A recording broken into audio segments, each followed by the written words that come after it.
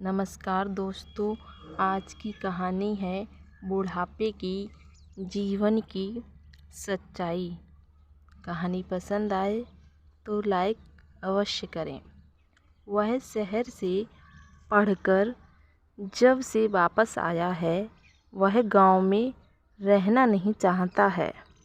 उसके बूढ़े पिताजी अब चाहते हैं कि वह कुछ ऐसा काम करे जिससे गांव वालों को कुछ और फ़ायदा हो सके, मगर रमेश को लगता है कि उसकी अपने बारे में सोचना चाहिए, क्योंकि वह अब अपनी पढ़ाई पूरी कर चुका है। उसे जीवन में आगे बढ़ना है।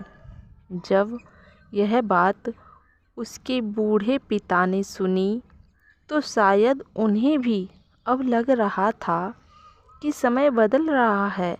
आज के बच्चे अपने बारे में ज़्यादा सोचते हैं। बड़ों की सोच आज के बच्चों की सोच से मेल नहीं खाती है। इसलिए रमेश के बूढ़े पिता भी अब यह बात को मानने लगे हैं। आखिर उनका सहारा ही उनका लड़का है। अब रमेश की शादी हो जाए तो बहुत अच्छा होगा, लेकिन इस बारे में रमेश कुछ नहीं कहता है। वह अपने पिता से कहता है कि अब मुझे शहर जाना है, क्योंकि कंपनी की छुट्टी समाप्त हो गई है। बूढ़े पिता सही से बात भी नहीं कर पाए थे कि अब उसे जाना था। वह अब का गया कभी वापस नहीं आएगा, यह बूढ़े पिता नहीं जानते थे। वह तो यही सोच रहा था कि जब वापस आएगा तो उसकी शादी कर दी जाए तो अच्छा होगा। रमेश को गए हुए 1 महीना हो गया था, लेकिन कोई खत भी रमेश ने नहीं लिखा था। बूढ़े पिता को बहुत चिंता हो रही थी, क्योंकि अभी तक ऐसा नहीं हुआ था। उनका मन हो रहा था कि शहर में जाकर अपने बेटे से मिला जाए। यही सोचकर कि उनके खेत में काम है, वह खत लिख देते हैं। उसके बाद ही शहर जाएंगे। 2 महीने बीत गए थे, खत का कोई जवाब नहीं आया था। अब बूढ़े पिता की चिंता बहुत बढ़ गई थी। उन्हें अब ऐसा लग रहा था कि उन्हें शहर जाना चाहिए। अगले दिन बूढ़े पिता शहर जाने के लिए तैयार हो रहे थे। तभी रमेश आता है। बूढ़े पिता उसे देखते हैं। उसके बाद उन्हें बहुत अच्छा लगता है, क्योंकि सब ठीक है। उनकी चिंता अब समाप्त हो गई थी। लेकिन रमेश के साथ कोई और भी आया था। वह रमेश की पत्नी थी, जिससे रमेश ने शादी कर ली थी।